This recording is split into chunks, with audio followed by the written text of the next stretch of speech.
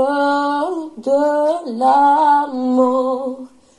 Il n'a pas dit que tu coulerais, il n'a pas dit que tu sombrerais, il a dit, allons sur l'autre bord, allons sur l'autre bord. Il n'a pas dit que tu coulerais, il n'a pas dit que tu sombrerais, il a dit, allons sur l'autre bord, allons sur l'autre bord. Belgique dans la sainteté, bonsoir. Bonsoir. Le frère Jean-Marie Bekombo, bonsoir et bienvenue. Bonsoir, frère. Malgré cette vague de chaleur déferlant sur l'Europe, tu dois savoir que c'est le livre de Job, chapitre 36, verset 12, qui dit que leur évolution varie selon son dessein. Il amoncelle les eaux et les en répand sur la terre. Il court avec vitesse, sa parole court avec vitesse. L'eau de la terre, le soleil du ciel obéissent à la voix de Dieu, n'est-ce pas, frère? Oui. Donc, Oui. ces coups de vent avec l'éventail que tu t'es fait sur le corps, c'est le symbole pour montrer que Dieu a le contrôle sur les températures et les climats européens. Et vous allez remarquer que les climats sont en train de changer dans le monde entier en battant des records. Des gens vont vous dire, peut-être depuis 50 ans, on n'a jamais expérimenté ceci, depuis 25 ans, on n'a jamais expérimenté ceci. C'est un signe. Le Seigneur Jésus-Christ a dit que l'angoisse sera partout. Alors, on voit effectivement que même quand Jésus dit aux gens de passer par des barques, ça ne veut pas dire que si, durant la barque, il y a le chavirage, Jésus n'est pas au courant. Comme cette soeur a chanté dans son cantique, il n'a pas dit que c'est la mort, il a dit seulement passer à l'autre bord. Quand il dit passer à l'autre bord, on va y arriver. D'accord, frère? Amen. Alors, Amen. écoutez encore ce merveilleux cantique, d'accord? Vous y êtes? Écoutez. Si le vent souffle fort, si la barque t'entraîne, n'aie pas peur de la mort. Si la barque t'entraîne, n'aie pas peur de la mort. Il n'a pas dit que tu coulerais, il n'a pas dit que tu sombrerais, il a dit, allons sur l'autre bord, allons sur l'autre bord. Il n'a pas dit que tu coulerais, il n'a pas dit que tu sombrerais, il a dit, allons sur l'autre bord, allons sur l'autre bord. Que Dieu te bénisse, ma soeur. Nos âmes vont se rencontrer. Nous allons nous rencontrer très bientôt. Alors, le frère Benjinite, bonsoir et bienvenue. Bonsoir, frère Junior. Je suis Bonsoir, cher frère. je suis ravi de ta présence ce soir. Amen. Moi de même, mon frère. Que le Seigneur te bénisse. La sœur Mimi, de l'autre côté de Dakar, bonsoir et bienvenue dans Belgique dans la sainteté. Bonsoir. La sœur Ami, bien positionnée, n'est-ce pas? Son micro est toujours fermé parce qu'elle ne veut pas parler, elle écoute seulement. Oui, mon frère. Voilà. Notre bien-aimée Myriam est là où elle dort déjà. Parce que...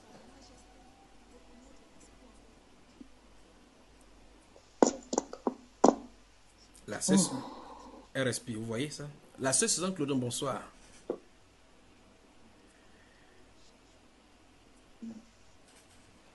Peut-être elle ne va pas bavarder parce que M. Claudon est rentré, mais je ne sais pas trop. Frédéric Mayor, bonsoir et bienvenue. Ah, oh, vous voyez, la porte est ouverte derrière là. Vous voyez la sœur Suzanne Claudon. Elle est allée certainement vérifier si son mari est là. Alors, le frère Frédéric Mayor, bonsoir. Ah, là voilà qui sort. Où est-ce qu'il se trouve, M. Claudon, Suzanne?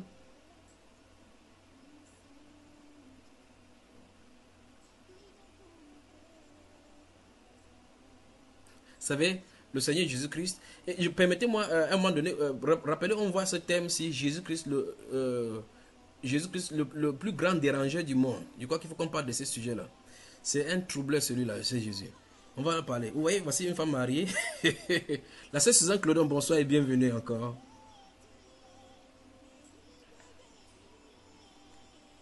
Bonsoir frère, bonsoir. Comment va Shalom tout le monde. Merci. Comment vont respectivement Alexia, Gabi et Emmanuel? Ils vont bien par la grâce de Dieu. Ils vont très bien, merci. Et comment vont les charmants papas? Remarquez bien, je n'ai pas dit leur adorable papa par extension du français. Il va bien. Il va très bien. Tu lui diras que son ami du Cameroun, son grand ami, le frère Junior, le salue grandement. Je le lui dirai. Et tu lui dis, sans enlever de mots, que je l'aime, mais le Seigneur Jésus-Christ l'aime davantage. D'accord? Oui. Amen, amen, amen. Je lui dirai. Il a des espérances. Il commence à avoir des espérances avec le Seigneur. Le Seigneur est en train d'appeler. D'accord? Amen. Ah, mon frère. C'est à toi ici dans un ami. Comment, ma soeur? Tu as touché quelque chose. C'est quoi ça? Ah, ce que tu viens de dire, mon frère. Il ne touche plus alors. Mon mari. Il ne touche plus alors, n'est-ce pas?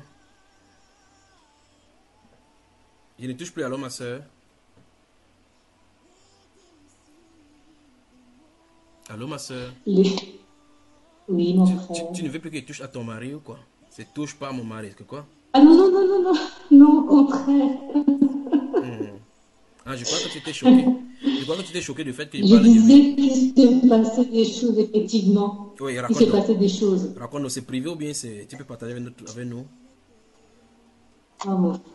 Non, non, non, c'est pas privé, pas du tout. Au contraire, pour la gloire du Seigneur, ce sont des témoignages, quoi. Et c'est merveilleux ce que le Seigneur. En fait,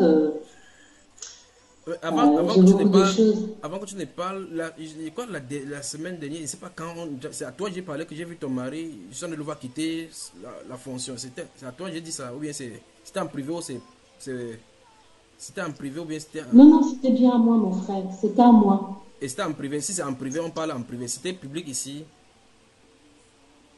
C'était public, oui. C'était public et en privé également. Oh, ok, ok. Donc, je dis, il est vu...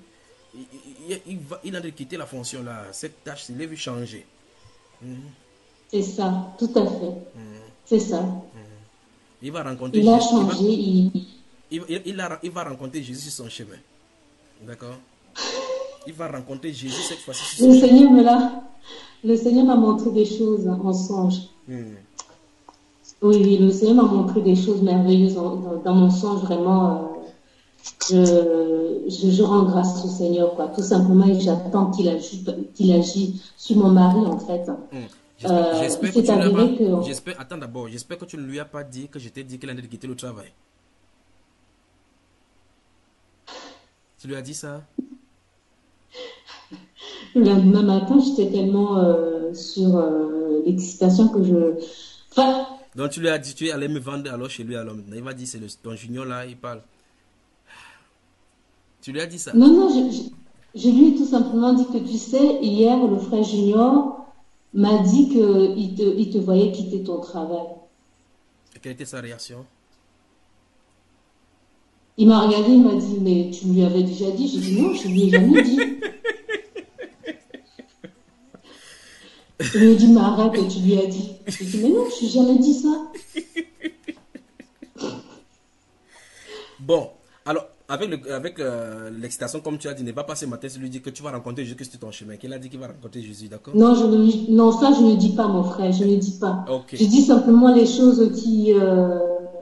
par exemple, ça, je lui dis pour qu'il se remette en question, quoi. Qu'il voit bien qu'il y a quelque chose, que... Voilà. Donc, non, il y a des choses que je ne lui dis pas, hein, mon frère. Je ne dis pas tout. Hein. Alors, tu as la parole. Dis-nous, qu'est-ce que tu voulais nous dire? Garde bien les choses qui sont privées, les choses qui sont publiques, d'accord? D'accord. Je ne sais même pas pourquoi il s'est allé vers toi comme ça. Il voulait aller vers quelqu'un ici. Et puis là, c'est glissé vers toi. C'est qui? Myriam. Est-ce que Myriam, elle m'entend? Non, allons-y, parle, ma soeur. Je ne sais pas, frère, qu'est-ce que tu veux savoir? Oui, tu étais sur le point de nous dire quelque chose concernant que le Seigneur t'a montré par rapport à... Je ne sais pas ce que tu voulais dire. Tu as dit que tu voulais partager. Oui, le Seigneur m'a montré plusieurs choses, mon frère, sur mon mari, justement. En fait, dans mon songe, j'ai rêvé que mon mari était en train d'évangéliser. En fait, c'était comme si on était en Afrique, et puis j'ai demandé à mon mari, je lui ai dit de m'accompagner, il était avec moi, et puis j'arrive comme si dans une assemblée, et puis il me regarde comme ça, à l'air de dire, mais non, mais tu vas pas me dire que tu viens ici. Je dis, ben si. Il me dit, il commence à bouder. Je dis, mais non, mais viens, je viens seulement prier. Et donc il était sur le point de s'en aller. Et puis il y avait il y avait des bien-aimés, et puis il y avait un frère qui dirigeait l'assemblée et qui nous disait d'ouvrir un passage dans Daniel. D'accord? Oui. Et d'un seul coup, je regarde mon mari, il se met à pleurer, à pleurer, à pleurer. Je dis, mais pourquoi il pleure comme ça, lui aussi? Et donc, je vais venir, je dis, mais chérie, pourquoi tu pleures? Il me dit, non, non, non, il était tout rouge, mais il pleurait. Je dis, et en fait, j'ai compris qu'après, il y avait quelque chose, dans la parole, dans un passage qu'il avait touché, en fait. Qu'il avait touché, et c'est ça, il y avait comme si c'était une nouvelle naissance, voilà. Je parle de la nouvelle naissance parce que j'écoutais un enseignement là, aujourd'hui, cet après-midi, et effectivement, c'était ça. Donc, c'était comme si c'était la nouvelle naissance qui se faisait tout d'un coup, d'un seul sur lui, en fait. Oui.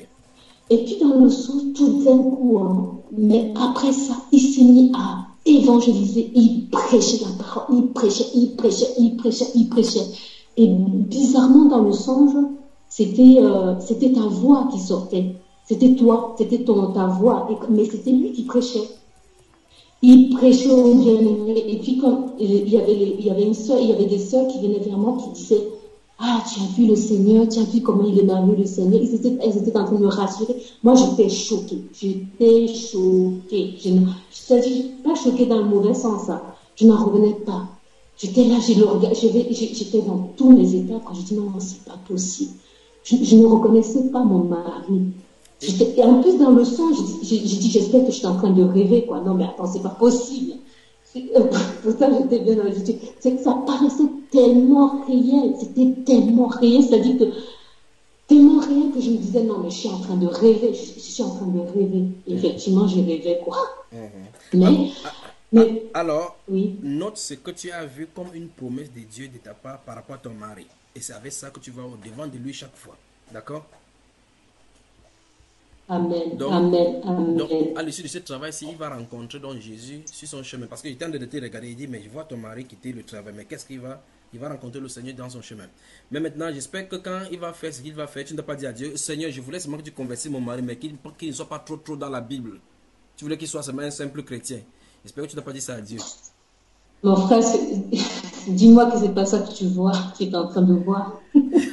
Parce que non, au contraire, non, vraiment... Moi, je suis tellement contente. Mais bizarrement, hein, des fois, je me regarde comme ça au loin. Je dis, non, attends, c'est pas possible. Il n'a pas du tout l'air de quelqu'un qui va prêcher, quoi, franchement. Parce que quand je lui parle de la Bible, il me dit... Mais des fois, il m'écoute quand même. Hein. Ça dépend des fois. Ça dépend. Des fois, il est attentif. Des fois, ma soeur, je sais pas. Ma soeur, je regarde quelqu'un dans sa généalogie.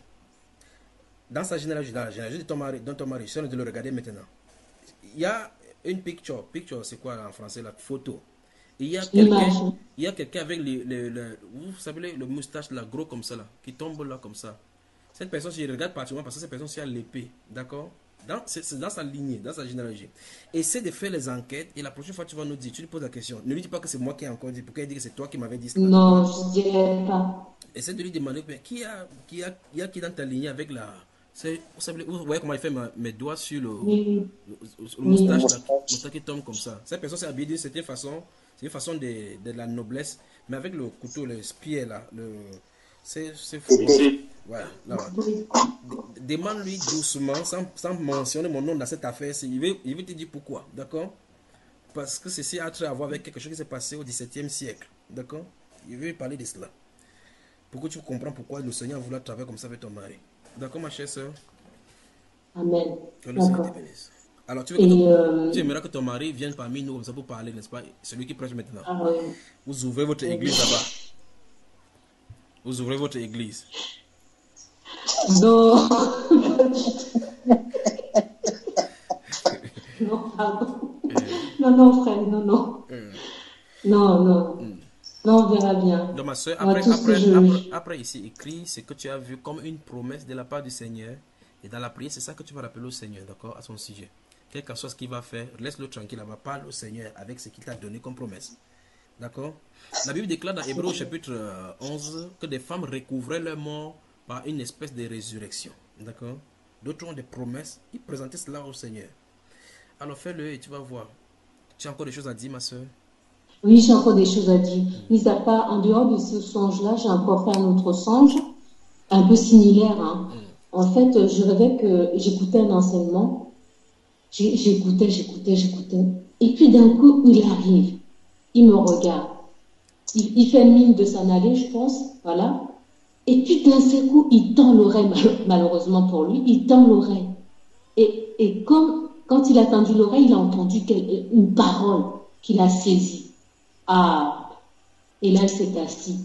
Et c'est lui qui s'est mis à suivre, c'est-à-dire qu'il était tellement concentré. Donc, je me suis dit, gloire à Dieu, quoi. Et en dehors de ça, le Seigneur a fait autre chose. En fait, dernièrement, il a été changé la plaque d'immatriculation du véhicule. D'accord? Et il ramène le véhicule, il me dit, regarde la voiture. Je dis, oui, je regarde. Il me dit, tu vois pas, tu remarques rien? Je dis, non, rien. Il me dit, regarde le numéro. Je regarde. En fait, le numéro, c'était 678. Oui. 678. Ça, c'est la date de naissance de quelqu'un, ça? C'est effectivement, en fait, c'est son jour de naissance et son année de naissance. Oui. J'ai dit, ah, waouh! Il me dit, tu sais quoi? Il y a deux ou trois jours de ça, j'ai rêvé que je j'aurais ce numéro-là. Oui. J'ai dit, ah bon? Ton mari, il t'a dit ça? Ah oui, il a fait ce songe-là. Qu'on lui montrait sa plaque, la plaque d'immatriculation. C'était ce numéro. Là, maintenant, ne croyons pas, il a dit que c'était un hasard ou quoi alors? Bah écoute, je lui dis, mais pourquoi tu m'as pas dit? Il me dit, parce que tu es là encore me sortir tes histoires de Dieu et tout ça, je voulais pas t'en parler. Il me dit, et puis je lui dis, mais effectivement, c'est Dieu. Regarde, il te parle et tout. Il me dit, mais non. Non, enfin, il n'a pas dit mais non, mais il a dit, il n'a rien dit. Il n'a rien dit. Maintenant, attendons, je vais vous dire quelque chose sur ce plan-ci, d'accord? Pour que vous cessiez. Je m'adresse à vous qui écoutez cette voix-ci constamment. Il y a des gens qui peuvent gêner 4 mois pour écouter la voix de Dieu. Ils n'ont pas de songe, même pas de songe. Je vais vous expliquer quelque chose pour que vous cessiez. Écoutez-moi très attentivement. Il y a des gens qui peuvent faire 5 mois, priant jour après jour, Seigneur, parle-moi, il ne parle pas. Le fait que Dieu ne parle pas ne veut pas dire qu'il ne te connaît pas, ou mieux, qu'il ne veut pas te parler. Il y a un principe. Et vous voyez quelqu'un qui ne cherche même pas Dieu, qui dit, celui-là, il ne veut pas entendre parler. Dieu lui montre chaque jour. Il ne demande même pas. Dieu lui montre. En fait, si vous lisez votre livre, vous lisez votre Bible dans le livre de Luc, chapitre 15, vous allez remarquer qu'il y a une parabole au Seigneur qui dit par rapport à quelqu'un qui a 100 brebis. Vous comprenez cela? Il dit que s'il égare une seule, il laisse les 99 autres qui sont dans la montagne, il les laisse dans la montagne. Quand il laisse dans la montagne pour partir vers celui-là, qui s'occupe de ceux-ci? Personne. Ils sont en sécurité. Vous voyez cela? Donc c'est celui-ci qui lui pose problème. N'est-ce pas si vous comprenez? C'est cette autre bébé qui est parti là qui lui pose problème. Il faut qu'il fasse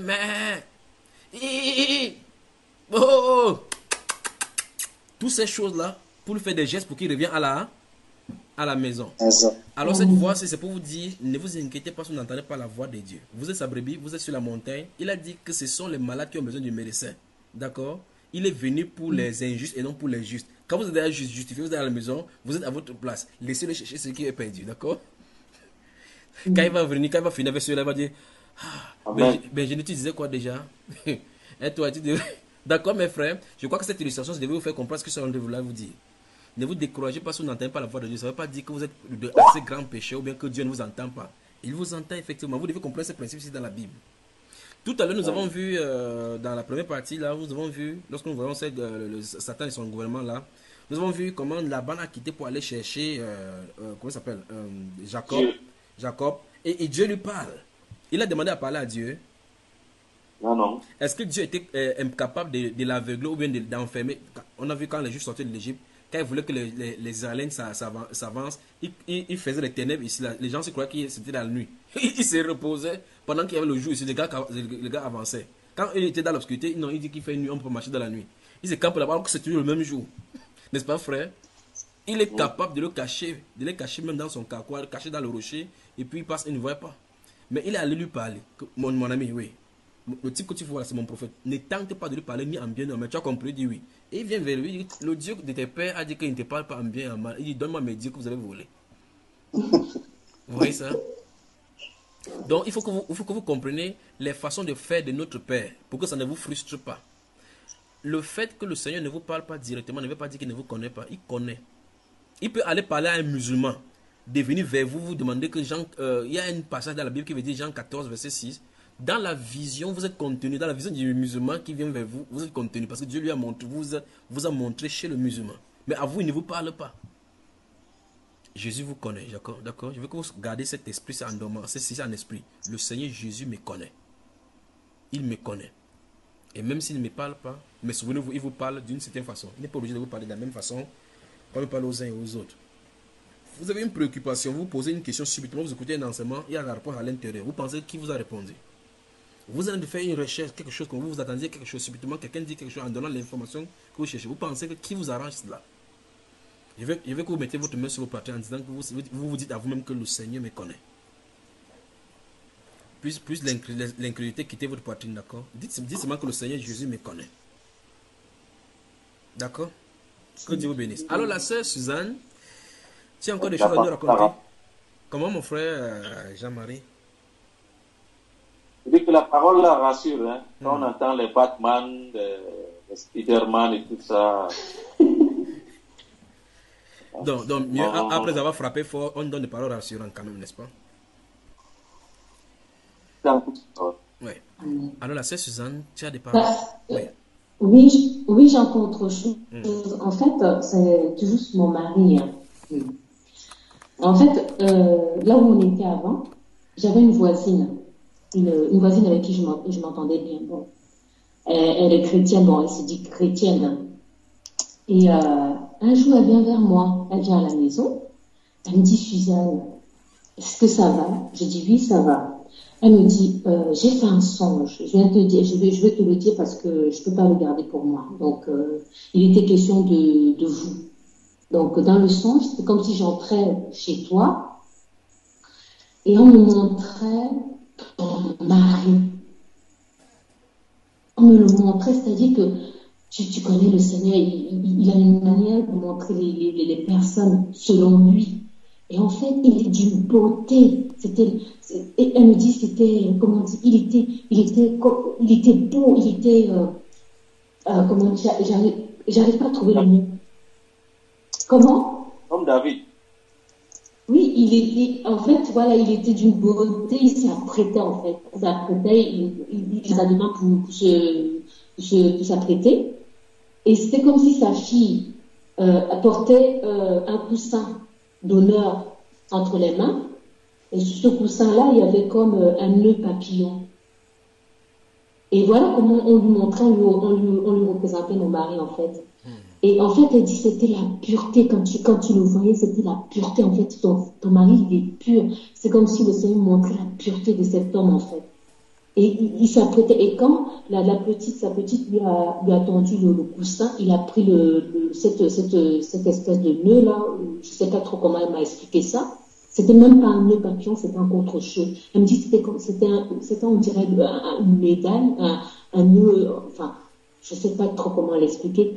Et il a pris ça et c'était comme s'il allait mettre ça sur lui. Et elle a compris que comme si le Seigneur lui montrait la pureté de cet homme en fait. Voilà comment elle a expliqué la chose. Et elle disait qu'en fait, comment on lui montrait, et plus loin, on l'a montré Alexia, donc ma grande fille, et on lui montrait que telle qu'elle voyait Alexia dans le songe, elle était réellement comme ça dans la vraie vie. Et puis plus loin, on a montré Manuela, donc la petite dernière de 8 mois. Elle avait beaucoup de cheveux, des cheveux qui brillent et tout ça. Et on sait que dans la Bible, les cheveux, c'est la gloire de... C'est comme la gloire en fait. Et elle disait, tu verrais ça, elle avait beaucoup de cheveux, beaucoup de cheveux qui brillaient, ça brillait quoi. Elle dit voilà, elle me dit c'était comme si elle me montrait l'état de ta famille, que le Seigneur, voilà comment elle me montrait l'état. Il fallait que je te le dise parce que voilà. Et elle me dit par contre, moi, on m'a montré, j'étais soucieuse. J'étais soucieuse. Merci pour ton honnêteté, d'accord, ma soeur? Oui. Mais en ce moment-là, alors que tu dis cela, tu étais soucieuse? Oui. Pour ta famille, justement. Et je lui ai expliqué.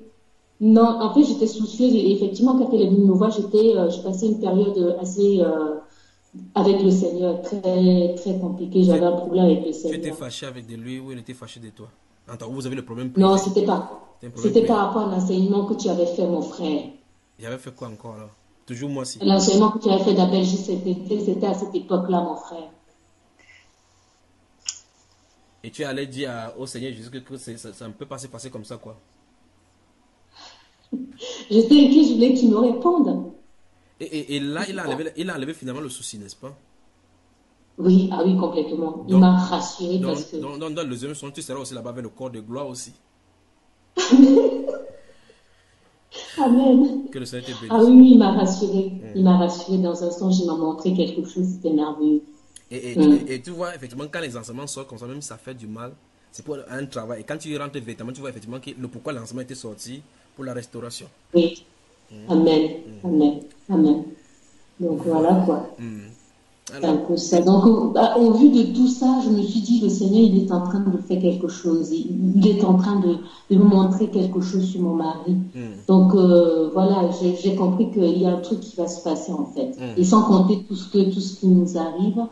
Et franchement, je rends grâce au Seigneur tout simplement. Parce qu'il est bon, il est merveilleux. Et quand il fait une promesse, il accomplit quoi, tout simplement. Il suffit d'être honnête, de marcher dans la franchise et d'être sincère. D'être sincère. Quelqu'un a quelque chose à dire?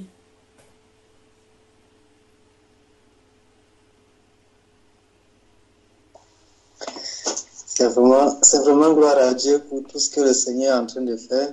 Dans la vie de notre soeur et également son mari et ces choses merveilleuses là, ce frère-là qu'on va accueillir dans la famille bientôt, quoi. C'est vraiment gloire au Seigneur. Et que son nom soit encore élevé. Merci. Je crois qu'un autre jour, on parlera du sujet les hommes qui fuient Dieu. Nous allons voir cela dans les Saintes Écritures, les hommes qui fuient Dieu. On va voir tout cela. Et ce sont les grands sujets de la Bible, vous ne saviez pas. Les grands sujets de la Bible. Généralement, c'est quand quelqu'un fuit Dieu pour ne pas le servir que Dieu parle au péché là-bas, que Dieu veut te montrer. D'accord? J'ai noté ici le frère Ami, la soeur Ami et le frère Benjamin. Donc, demain 9h10, je vais vous faire signe, on va causer parce que j'ai des choses pour vous. D'accord? Comme c'est dans le cadre privé, c'est mieux qu'on parle en privé. Où est la soeur Myriam? Je l'ai appelée au moins 3 fois ici. Elle a écrit Jésus sur son... Bon, quelqu'un a-t-il des questions? La séance. Moi, j'ai des questions. Oui, la sœur, elle.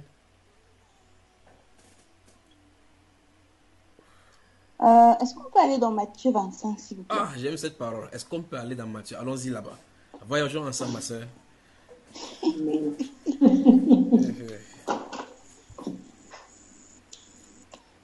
Du verset 15 au verset 18.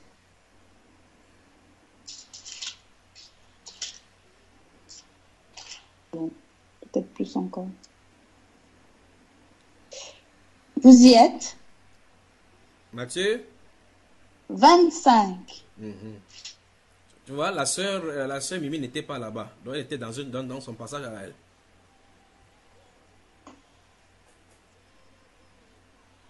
Ce sont les enfants qui passent en fait. Ouais.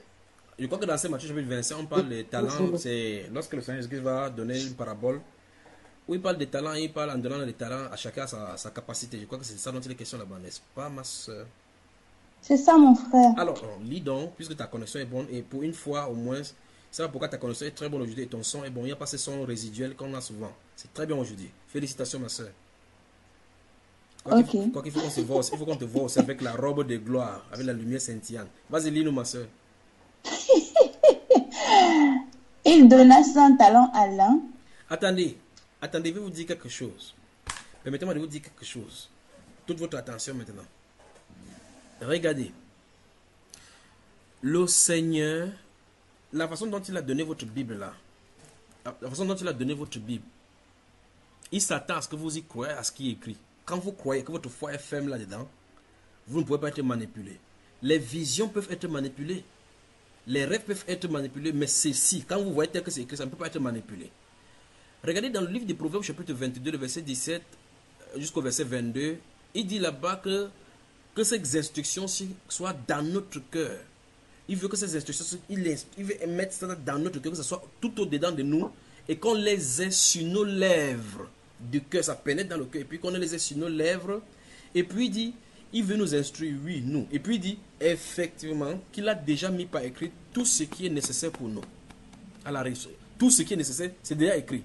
Il y a d'autres qui disent que non, il faut qu'il parte à la bibliothèque chrétienne pour acheter un enseignement, un livre qui traite du cas de mariage ou bien des cas de résurrection. Non, non, non, tout est ici à l'intérieur. Souvenez-vous que tous ces livres-là que les gens mettent dans les livres librairies chrétiennes, ce sont des livres, c'est le commerce avec le dos de la Bible. Les auteurs de cette Bible-ci qui ont écrit, dont on a compilé comme ça, ne vendaient pas leur rouleau. Souvenez-vous de cela. Vous voyez, vous prenez votre Bible aujourd'hui, quelqu'un écrit sur ce qui met le copyright. On dit que la Bible, la Société de Genève. La Bible, que c'est Genève. Donc, pour que vous citez, pour que vous citiez la source de cela, de la Bible, vous devez recevoir l'autorisation de la maison d'édition. C'est quand même terrible, comme malédiction que les gens cherchent là-dessus. La Bible déclare dans 2 Timothée 3,16 que toute écriture est inspirée de Dieu. Donc, c'est le Seigneur Dieu qui est l'auteur de cette Bible-ci. Et il demande qu'on écrive cela. Quand vous regardez votre Bible dans le livre Apocalypse, chapitre 3, chapitre 1, 2, 3, il dit écris-le et envoie-le aux 7 églises qui sont en Asie. Il dit qu'on écrit, on envoie, il n'a pas dit écrit et vend. Il n'a pas dit écrit et vend-le aux 7 églises. Il dit écris et envoie-le. Les êtres humains sur la terre, comme ils sont devenus trop intelligents, compilent ça aujourd'hui, vendent. Ceci là, ça coûte 5 000 francs.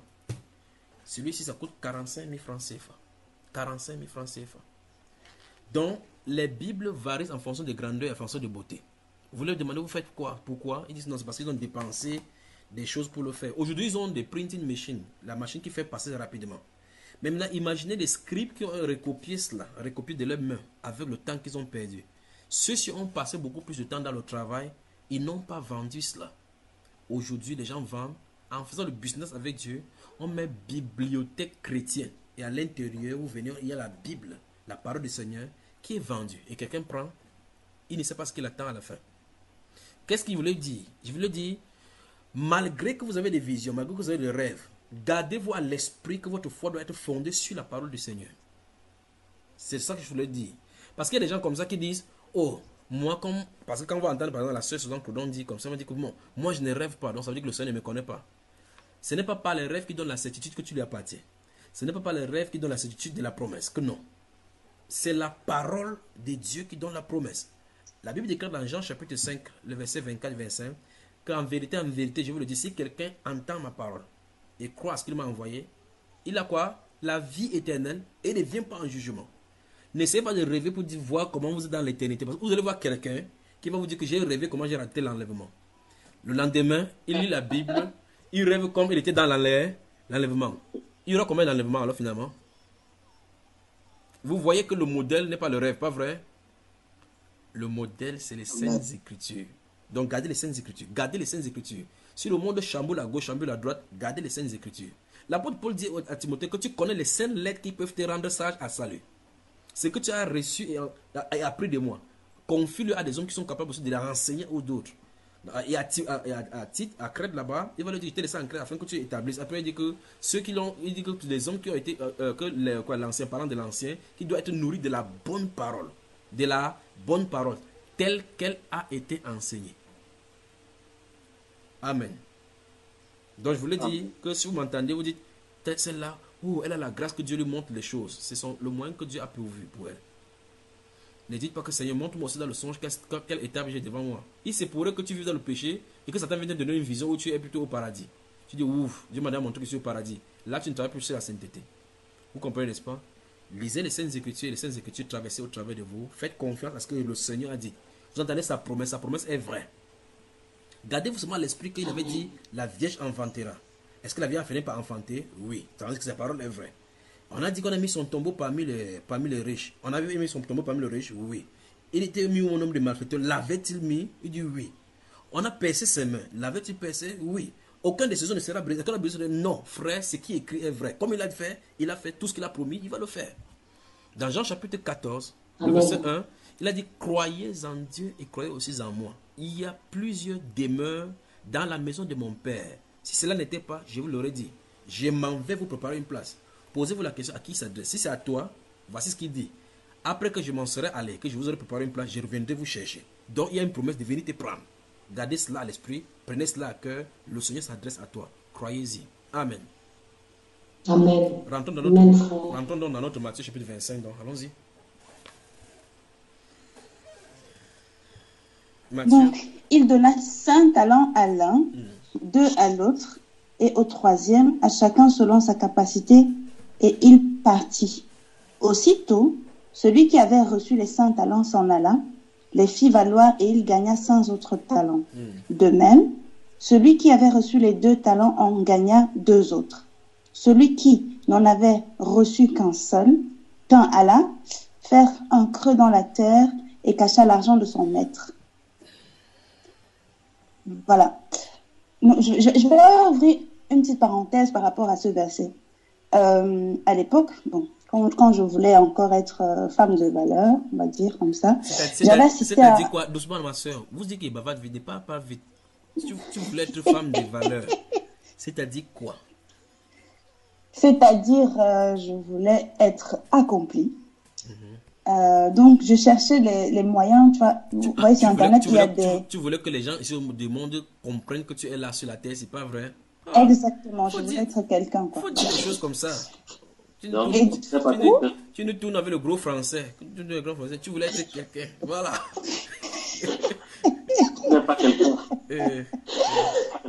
Et du coup, mais mon frère, du moins quand on est dans le monde, là, le diable nous trompe trop. On n'est jamais satisfait, en fait.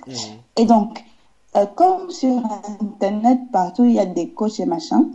Et je m'étais inscrite chez un coach qui se dit chrétien, mais qui enseigne plutôt comment avoir du talent. Mais quand j'ai commencé à lire la Bible, lui, il avait lu ces passages aussi. Donc, ils utilisent effectivement la Bible pour faire leur commerce. Et quand il parlait de talent, il disait des talents du monde, en fait.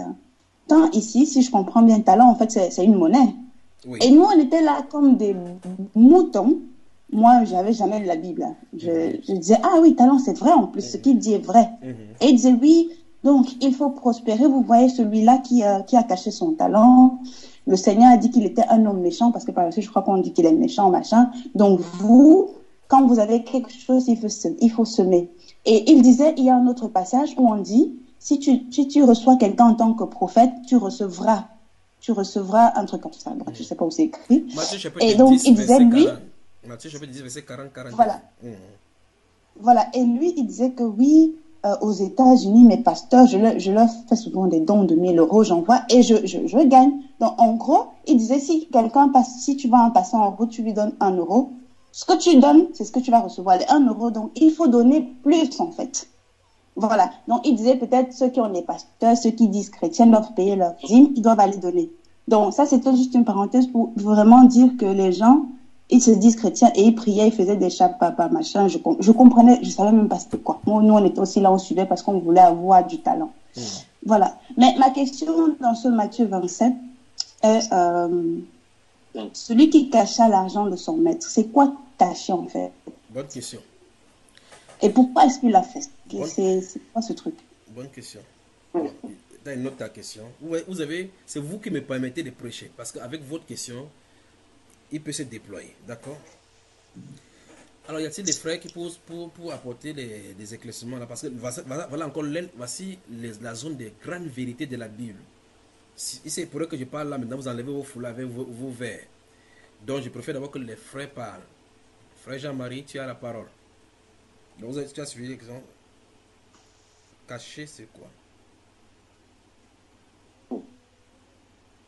Et pourquoi il a fait? J'ai aucune idée hein, de pourquoi il a fait. Donc, ça veut dire que si, celui-ci, d'après ce qu'il en a dit là, s'il avait été dans ce séminaire de coaching chrétien, on devait aussi l'entraîner comme ça. Ça, n'est-ce pas, frère? Moi, non. Le frère Benjenite, tu as la parole. Tu vois que c'est évident parce que tu es le deuxième homme ici. Je ne sais pas ce que le frère Frédéric est en train de faire. Ou le frère Frédéric, il y a une route là-bas où il n'y a même pas de passants sur son image. Je ne sais pas, peut-être il est déjà parti dans la brousse là-bas. Allez, frère, vous avez déjà convenu, vous avez déjà lu ici, n'est-ce pas? Oui, frère Junior. Ok, bon. Ce qu'on va faire, voici le travail qu'il vous donne. Vous allez lire, souvenez-vous qu'après ce passage que vous avez lu, le Seigneur Jésus va donner l'ascension en disant que prenez-lui le talent et donnez à celui qui avait. Et puis il va dire qu'à celui qu'on va donner, on donnera encore. Il va prendre et on va donner. Et après, il va introduire directement que lorsque le Fils de l'homme va venir dans sa gloire, il va faire asseoir les gens à sa gauche et à sa droite, et ainsi de suite. D'accord? Maintenant, du verset 10 jusqu'au verset 25 là, je veux que vous travaillez doucement, vous lisez. Il y a des questions que vous allez devoir ressortir là-bas. Parce que comme c'est une parabole, la parabole se réfère à quelque chose. Parce qu'on ne peut pas juste répondre de façon sommaire. C'est quoi la banque? C'est quoi le talent? Qui sont les ouvriers? Qui est-ce qu'ils donnent? Les faits, voilà, c'est quoi? Garder dans la banque, parce qu'il y a un endroit où il reproche que tu aurais dû, quand celui-là vient pour lui dire, tu aurais dû, parce qu'il dit qu'il a caché, il dit tu aurais dû les donner au banquier, que ça me produirait des intérêts. Qu'est-ce que la banque?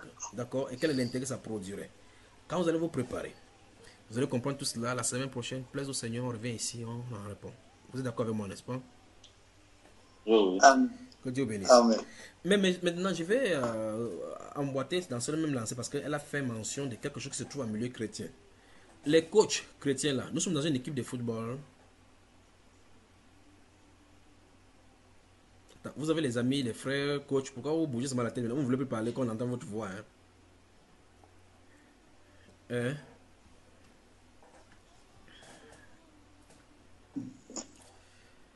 Vous entendez un pasteur aujourd'hui, il fait sa carte de visite. Avec la veste, il est toujours centré. Parce qu'il faut d'abord qu'on soigne son image pour que l'image soit un objet de marketing. Quand il passe à côté de toi, tu vois sa chaussure depuis le pied avec le montre Rolex. Déjà, d'autres se films, vous pouvez voir dans les grands carrefours, les artères africaines particulièrement. Il ne peut pas faire ça en Europe parce qu'il fait ça en Europe, personne ne le regardera. C'est en Afrique. Parce que l'Afrique est encore en proie au matérialisme. Eh bien, non, il va te filmer, il va mettre le Rolex. Vous allez voir quand il vient chez lui. C'est pour cela qu'ils font toutes ces choses-là avec les gars du corps pour se rendre importants. Ils se donnent d'abord les moyens de leur politique pour pouvoir réaliser la politique de leur vente. D'accord? Et donc maintenant, lorsqu'ils vont se positionner là pour vous parler, ils vous donnent la carte de visite. Enfin, vous ne le voyez même pas en face. C'est quand vous donnez assez d'argent pour contribuer qu'ils peuvent vous recevoir. Sinon, vous allez recevoir les pasteurs adjoints et le conseiller adjoint. Maintenant, quand vous donnez sa carte de visite, vous voyez pasteur, révérend, si c'est pas, il n'est pas général, il est colonel. Après, vous allez voir conférencier, bibliste, théologie, maître en maîtrise, S-doctorat, Jésus 6. Après, vous allez voir encore, il va mettre là-bas coach chrétien. Il y a la sœur Ami, tu en as vu quelqu'un comme ça?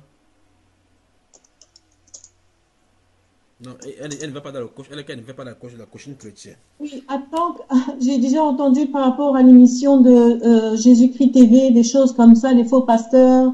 Oui. Sinon, j'en ai jamais vu autour de moi. Okay. C'est seulement dans... Oui, tu ferais mieux de t'enfermer dans la maison comme ça, pour commencer, ne viens pas te trouver, d'accord? Parce que tu vas dehors.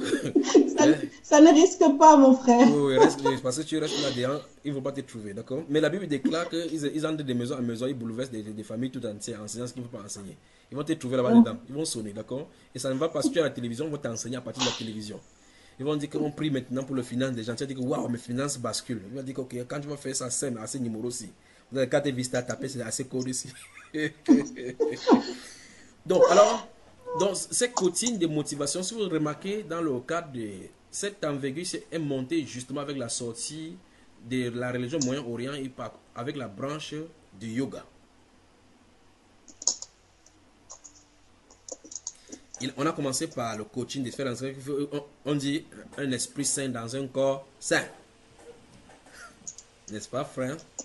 On commence à faire des techniques de yoga, vous faites des espaces chaque année, chaque matinale de sortie. On a commencé le coaching comme ça, il faut le coaching personnel. Alors on ouvre des centres où les gens viennent pour avoir un corps sain, pour avoir l'esprit sain à l'intérieur. Le sport ne fait pas entrer l'esprit sain. D'accord, mes frères? La Bible déclare que le sport est utile pour peu de choses, mais le jeûne est utile pour bien plus, ayant la promesse de la vie présente et de la vie à venir. Donc ce que vous faites par le sport, le jeûne fait ça 400 fois. Vous me suivez? J'ai comme l'impression que vous êtes fatigué. On écoute, frère, on écoute. Voilà. Alors, le coaching, il n'y a pas de coaching chrétien. Ce sont des empreintes dans des religions orientales, copiées avec les trucs des États-Unis, métamorphosés. Et puis, on prend toujours des extraits. Comme dans la première partie, nous avons vu le fait que je vous ai montré clairement comment le diable a initié des choses. Et on peut voir des similitudes avec la Bible. Au point où les gens vont dire que c'est la Bible qui a plagié cela. De la même façon, ils vont venir dans la Bible, prendre des versets pour soutenir leur forfait. Vous comprenez? Le but ici, derrière, de façon sommaire, on peut parler de ces coachings-ci comme issus de la philosophie de Socrate. Donc, le Socrate est le père du coaching.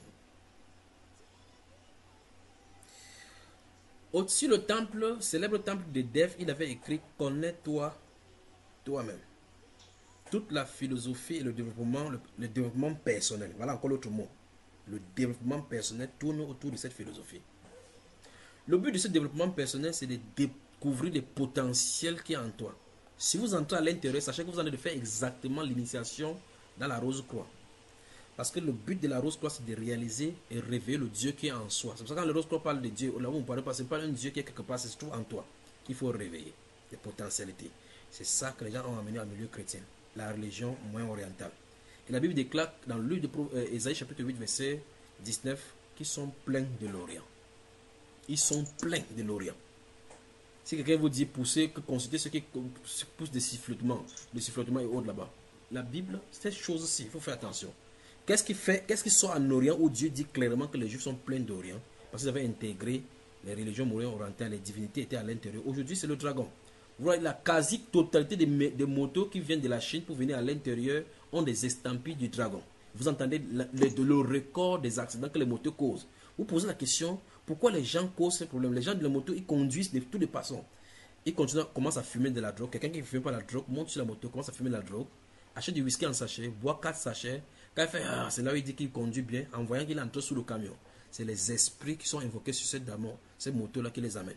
D'autres qui n'insultaient pas, ils montent sur la moto. Quand tu veux, ils t'insultent 4 fois. Mais quand ils sortent de la moto, ils ne peuvent pas insulter. Vous vous posez la question, comment quelqu'un peut le faire? Mais vous sentez pousser seulement à insulter. L'esprit du dragon. C'est ça qui a envoyé d'autres pays comme ça.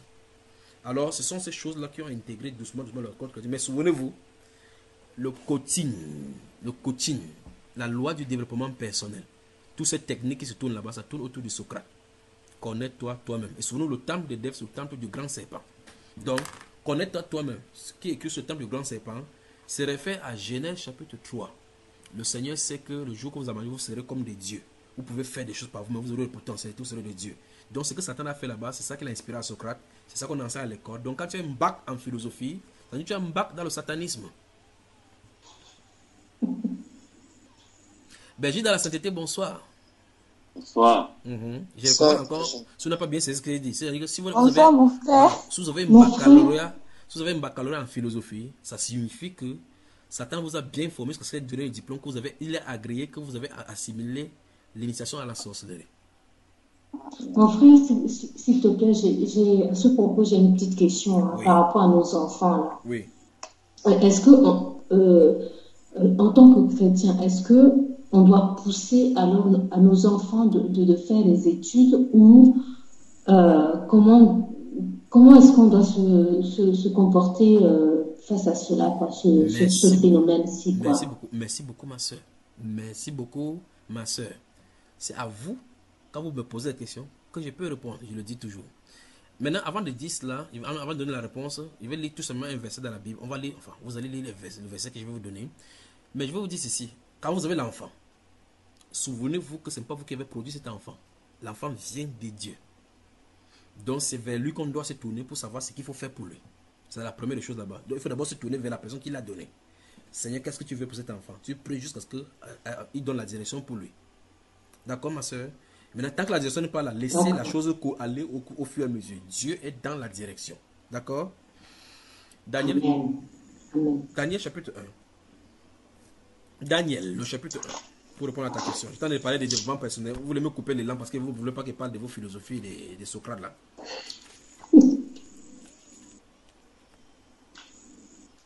Je suis un enseignant, mon frère. Baccalauréat en philosophie. Vous savez, quand vous finissez là, on va vous dire maintenant que vous avez maintenant le technique de raisonnement. Il faut raisonner n'importe quoi, remettre en cause n'importe quoi. Remettez en cause Jésus, que vous allez vous en sortir. Continuez comme ça. On avance. On y va, frère. Lisons à partir du verset 3 jusqu'au dernier verset, dans le verset 21. Donc, Daniel chapitre 1, verset 3. Ouais, la sœur Mimi se trouve où? Elle est là. Est-ce que la sœur Mimi se trouve encore sur cette forum? Elle est partie, frère. Elle est partie, c'est sûr qu'elle est en train de dormir. Elle s'est déconnectée. Ou bien, non, c'est son portable qui est certainement déconnecté. Déchargé. Alors, oui, c'est ça, mon frère. Lisons, je crois qu'elle va revenir, certainement.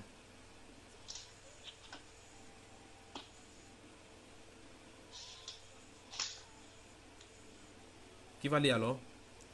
Daniel chapitre 3. Chapitre 1, pardon. Chapitre 1 du verset 3 jusqu'au verset 21. C'est ce qu'il dit, non? Amen, frère.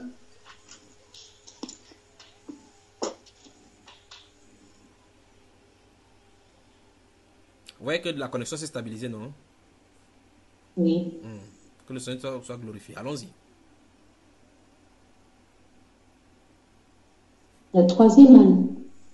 Je lis ou pas? Il y a le son chez toi, c'est fermé. Donc la sœur Reine a un bon son, quoi. Alors, le roi donna l'ordre à Ashpenaz, chef de ses eunuques, d'amener quelques-uns des enfants d'Israël de race royale ou de famille noble. De jeunes garçons sans défaut corporel, beaux de figure, doués de sagesse, d'intelligence et d'instruction, capables de servir dans le palais du roi, et à qui l'on enseignerait les lettres et la langue des Chaldéens. Donc il est clairement fait référence ici qu'on devrait faire quoi? Suivre les enseignements, n'est-ce pas? Et on est en Babylone là, en plein Babylone. Continuons. Le roi leur assigna pour chaque jour une portion des mets et de sa table et du vin dont ils buvaient, voulant les élever pendant 3 années, au bout desquelles ils seraient au service du roi. Il y avait parmi eux, d'entre les enfants de Juda, Daniel, Anania, Michaël et Azaria. Le chef des eunuques leur donna des noms, à Daniel celui de Bethshazar, à Anania celui de Shadrach, à Michaël celui de Meshach, et à Azania celui de Abednego. Daniel résolut de ne pas se souiller par les mets du roi et par le vin dont le roi buvait, et il pria le chef des eunuques de ne pas l'obliger à se souiller. Dieu fit trouver à Daniel faveur et grâce devant le chef des eunuques. Le chef des eunuques dit à Daniel: Je crains mon Seigneur, le roi, qui a fixé ce que vous devez manger et boire, car pourquoi verrait-il votre visage plus abattu que celui des jeunes gens de votre âge? Vous exposeriez ma tête auprès du roi. Alors Daniel dit à l'intendant, à qui le chef des eunuques avait remis la surveillance de Daniel, de Anania, de Michaël et d'Azania: Éprouve tes serviteurs pendant 10 jours, et qu'on nous donne des légumes à manger, qu'on nous donne des légumes à manger et de l'eau à boire. Tu regarderas ensuite notre visage et celui des jeunes gens qui mangeaient les mets du roi, et tu agiras avec tes serviteurs d'après ce que tu auras vu. Il leur accorda ce qu'ils demandaient et les éprouva pendant 10 jours. Au bout des 10 jours, il avait meilleur visage et plus d'embonpoint que tous les jeunes gens qui mangeaient les mets du roi. L'intendant emportait les mets et le vin qui leur étaient destinés et leur donnait des légumes. Dieu accorda à ces 4 jeunes gens de la science, de l'intelligence, dans toutes les lettres et de la sagesse. Amen. Et Daniel, ok. Oui. Non, on finit jusqu'au verset 21. Et Daniel expliquait toutes les visions et tous les songes. Au terme fixé par le roi, pour qu'on les lui amena, le chef des eunuques les présenta à Nebuchadnezzar. Le roi s'entretint avec eux. Et parmi tous ces jeunes gens, il ne s'en trouva aucun comme Daniel, Anania, Mishaël et Azaria. Ils furent donc admis au service du roi. Sur tous les objets qui réclamaient de la sagesse et de l'intelligence, et sur lesquels le roi les interrogeait, il les trouvait 10 fois supérieurs à tous les magiciens et astrologues qui étaient dans tout son royaume. Ainsi fut Daniel jusqu'à la première année du roi Cyrus. Amen. Amen. On a un Dieu puissant qui contrôle tous les domaines, qui peut défier tous les sorciers et les marabouts. Après 10 jours de jeûne, avec le légume, la sagesse est multipliée par 10. Qu'est-ce que vous en pensez?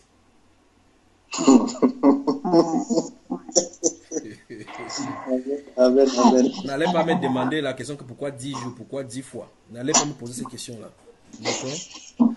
Donc, c'était seulement pour répondre à la question de notre soeur que maintenant nous avons nos enfants. Qu'est-ce que nous allons faire? Voilà les enfants, clairement, qui étaient en plein là-dedans. Mais remarquez bien, on dit Daniel, Dieu fit trouver grâce. Vous voyez, ça veut dire que c'est Dieu qui a résolu le problème qui se posait là-bas.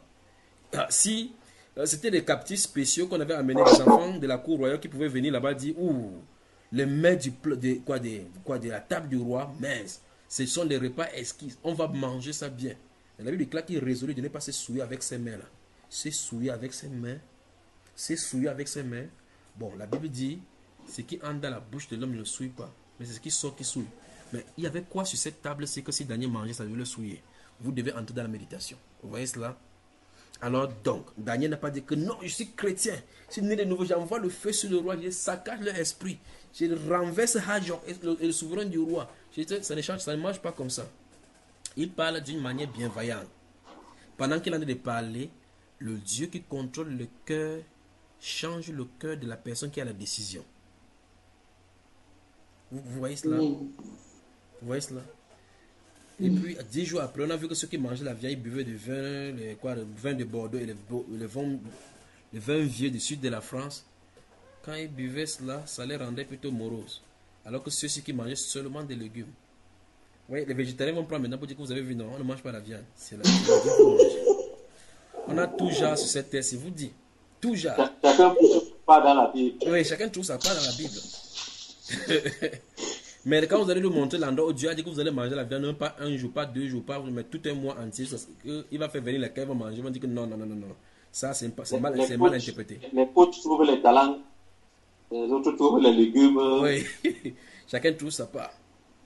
Chacun trouve sa part. L'autre trouve plusieurs femmes que Salomon lui avait 700 et 300 concubines. Chacun trouve sa part là-dedans.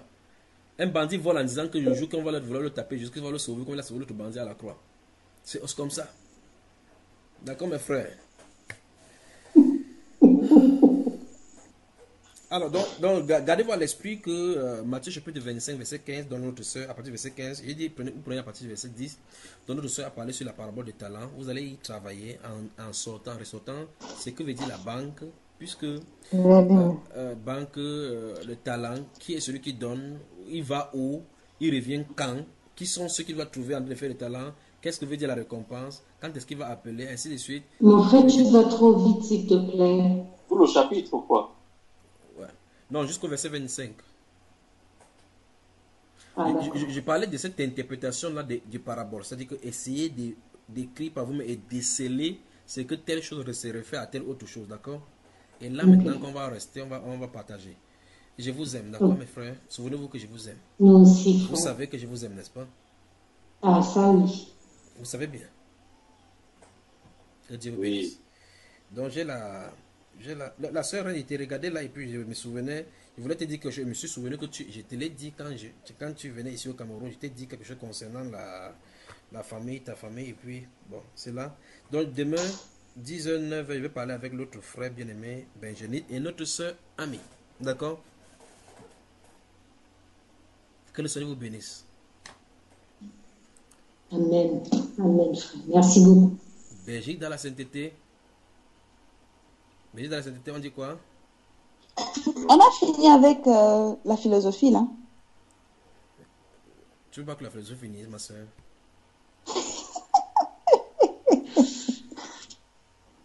Donc tu veux nous renvoyer chez ça? Posez juste la question. Voilà. Pour reconnaître ta puissance, Non, non. reconnaître ta majesté, reconnaître ta splendeur, mon Dieu. Sois béni à jamais parce que tu es grand.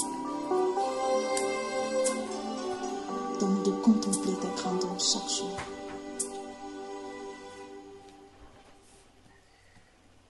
Tu es El Shaddai, Adonai est ton nom, Elohim c'est toujours toi, le Dieu admirable, le Dieu qui pardonne, tu es le Dieu de compassion, tu es tout puissant, tu es, qui donc pourrait par hasard se comparer à toi, qui donc pourrait par hasard se comparer à toi, le Dieu sans pareil, tu es le Dieu de toute pensée, tu es guerrier des guerriers, tu es tout puissant, tu es,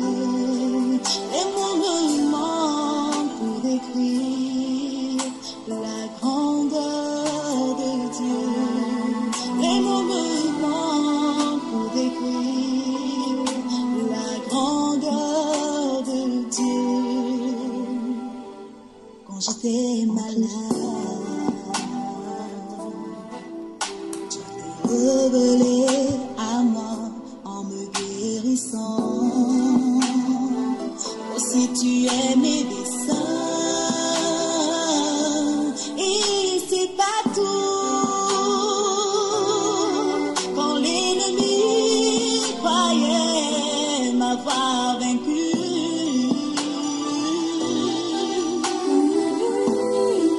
mon Dieu a combattu pour moi et il m'a donné la victoire. Aussi il est le Dieu de victoire.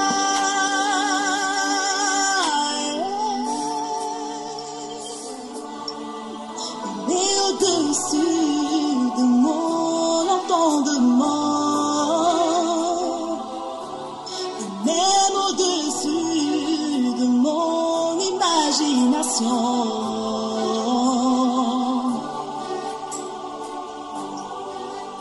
Car il est le Dieu d'amour, tout en lui n'est que amour.